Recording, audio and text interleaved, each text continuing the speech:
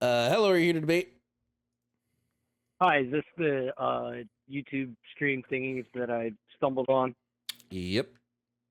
Okay, hi. What's up? What's your name and how old are you? I'm Limewater, and I'm 31. All right. What are you here to talk about? So I just want to know if you can name one thing that is other than, anything that is a female mammal, anything besides that has ever given birth. Anything that is not a female Seahorses. mammal. Okay, but the woman still carries the eggs. No, male seahorses give birth. No, they get implanted with the eggs from the female. All you asked me was name something that's not a female mammal that gives birth. Male seahorses give birth. Are we shifting the goalposts now? But, yeah. So at any rate, can you define woman for me? A woman would be any adult human whose gender identity aligns with their personal schema on the female sex. It's not an adult human female? That can be one of the definitions, but it's not the definition that I operate under. How? How? Because I operate under a different definition. Why? That makes no sense. Because I don't believe adult human female to be inclusive to everyone that would fit in that category.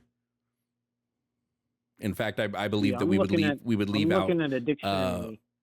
I don't care what the dictionary says, right? That's just an appeal to definitions. Well, I mean, definitions matter in all sorts of, ways, especially in legal cases. So dictionaries, specifically, what are you looking at, Oxford or Webster? I'm looking at thefreedictionary.com by Farlex. Okay. And the first definition of woman is an adult female human. Yeah. Another one. The second definition is woman or women. I'm going to answer you on these. I'm going to answer you on these. Okay. Dictionary definitions are descriptive. They are not prescriptive. They do not prescribe how words are supposed to be used. All they do is tell us how colloquially we tend to use words. No dictionary. No, that's the Urban Dictionary. No, that's every dictionary. That is every dictionary. That's just how dictionary definitions work. I don't think you understand what I'm saying. So what how do you think? How do definitions work on like contracts? Okay, I don't think you understand what I'm saying, right?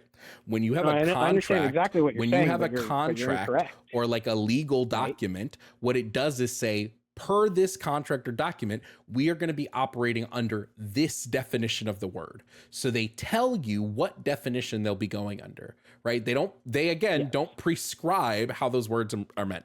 Do you know what I mean when I say that definitions are descriptive and not prescriptive? Do you know what I mean when I say this? Yes, to a degree, but still they use the words in said document. They would use the said words still under their dictionary definition. They would use them under whatever definition works for them. They would use them under whatever. For instance, if I'm signing a contract with you, hold on. If I'm signing a contract with you and I want for some reason in the contract that we're signing, I want to say the color red means something different. Like for some reason, I want it to not. I would just stipulate that in this contract, when the word red is uttered, it means X, and then provide a definition that we are operating under that we both agree to in the contract. This says nothing about what is about prescribed correctness of the definition.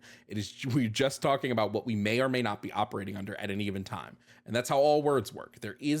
Definitions are by their nature descriptive, not prescriptive.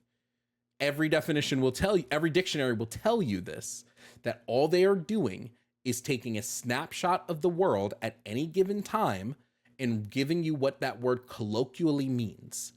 That is why definitions in dictionaries tend to change as times change, because the way people use words change. The dictionary doesn't come first. It comes after the use of the word, not before.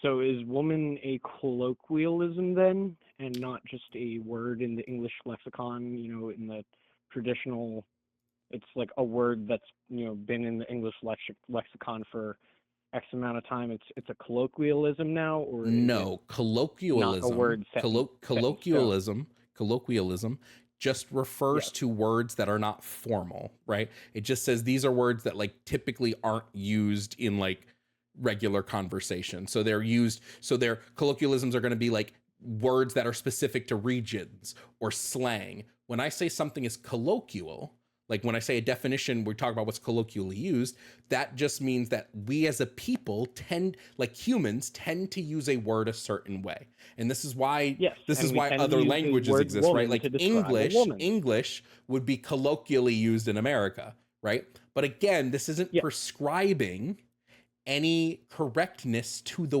definition of the word, right? So when I ask you, and I'll ask you this right now, why can we not just change the definition of the word woman? Because what is a woman? It would be whatever we change the definition of the word to. But why would we change the definition of something that's basically set in stone from the moment you're conceived? The word woman is not set in stone from the moment we were conceived. The word woman was developed in like the early 1300s. That's when that word first showed up. That word didn't used to exist. It had to be created. Yes, it means with men, actually. It comes from the words with and men. Yes, I know this. Okay, cool. Sorry. Bit of a language nerd.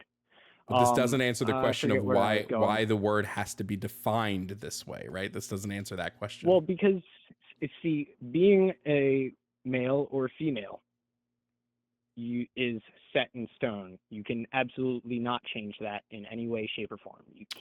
You can change your phenotypic. You can change your phenotypic sex. Absolutely. You can get plastic surgery. Phenotypes, by their very nature, a woman. Phenotypes. And we're not talking about women. We're talking specifically about sex. Phenotypes, by their very nature, are modifiable traits. By their very nature, they can be modified because they're typically modified on the genetic level first, and then you modify them on the physical level afterwards. Right, but you still can't become a woman. Wait, now you're just begging the question, right? The question is why, and you're saying because you can't, right? You're absolutely begging the question. I'm asking you why we cannot change. Yeah. So why can we not change the definition of the word? Why does it have to be adult human female? I mean, can't we just call them trans? I don't know. I guess women. Eunuch. Women. Eunuch. Why would I call them? Why not eunuchs? Just call them what they are? They're because they chop off their willies and they are no longer. They no longer have a tallywhacker and they can't pee or have sex. What anymore. Are you talking about? So first of all, hold on, stop talking. I want to be very clear about one thing right now. You not only don't medically know how bottom surgery works, but like you just said like 50 wrong things at one time. So I'm going to correct you on all of these. I'm going to correct you. I'm going to correct you on these inconsistencies. So I want you to not talk. Okay. First and foremost, vaginoplasties take the tissue that already exists and turns that tissue into something else.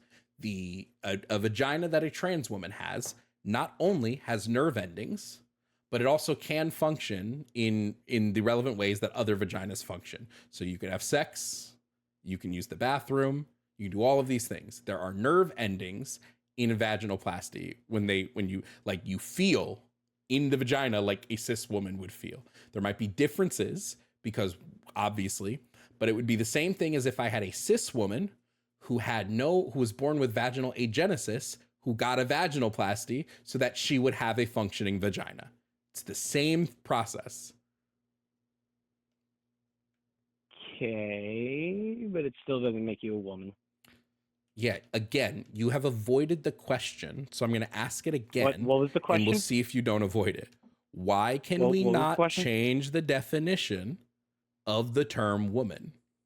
I've asked it like 4 times. Okay. Sorry, I'm high as fuck. But so have you read 1984? Yeah, I read 1984 back when I used to think George Orwell was anything but a hack.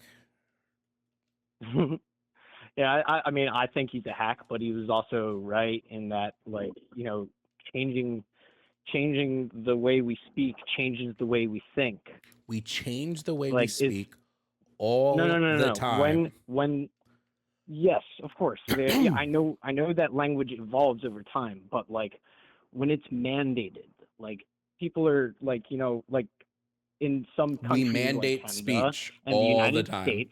We do this all the time. We mandate speech constantly. And when has that ever been a good idea? Besides, do you think we should be able to yell? In the case do you think we should be able to yell fire in a crowded theater? No, that's mandated I don't speech. think. Yes. Fighting words is excluded in Great. the So right you to free recognize speech. that we mandate speech. Yes. So there is any other speech that is not a threat. Yeah, any other speech that is not a threat of violence, an incitement of violence, or a just general, like, I'm going to kill you. If I were to say that to somebody, I should. Do you think we should mandate? Do you think we should mandate the way adults speak to children? If an adult wants to speak sexually to a child and like offer a child sex, oh, okay, well that's not inciting violence, but here we go, another instance of mandated speech. Yeah. Okay, so we're on the same page at least with like what sort of speech can be allowed. You can't solicit sex towards a minor. The point here is you made this claim. You made this claim that that always mandating speech is wrong, except for all these instances I've given you that you've agreed where mandating speech is not wrong. Yeah, fair enough.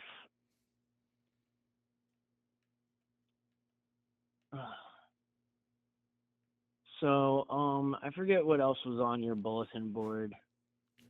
I don't have your thing opened up or anything on his phone and stuff, but yeah. I forget what else was written on the bulletin board, things you were arguing, except for the socialism thing. Can you name a country where socialism has actually worked? Cuba. Has that actually worked? Yes. Mm-hmm.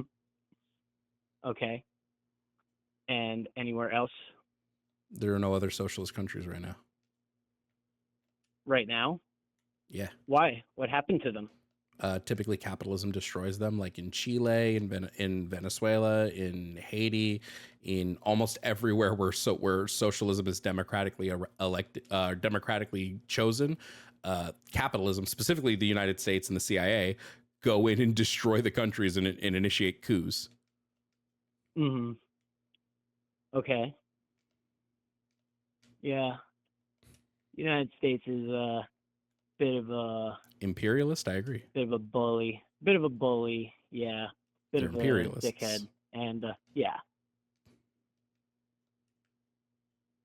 At least we can find things that we agree upon. I think Joe Biden was a shit president. I also think that Donald Trump was a shit president, but they both did some dumb things and good things. What would be your reasoning for Joe Biden being a shit president? I mean, he's a walking corpse. Doesn't answer my question. No, that's my answer for the question. Why is he a shit president? It has nothing to do with what his administration's done.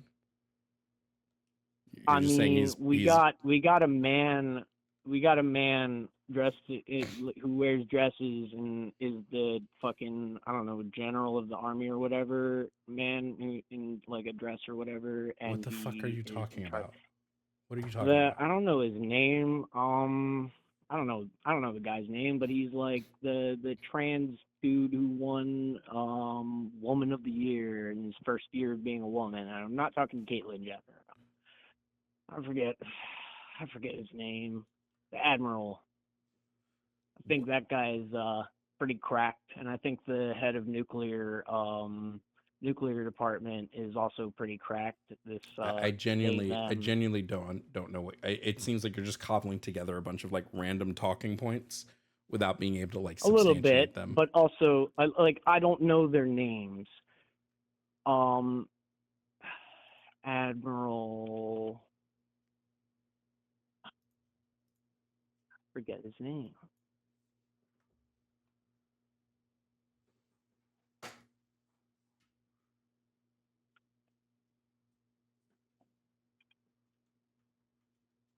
forget his name. I don't know. I won't take up any more of your time, but it's been a pleasure. All right. Have a good one.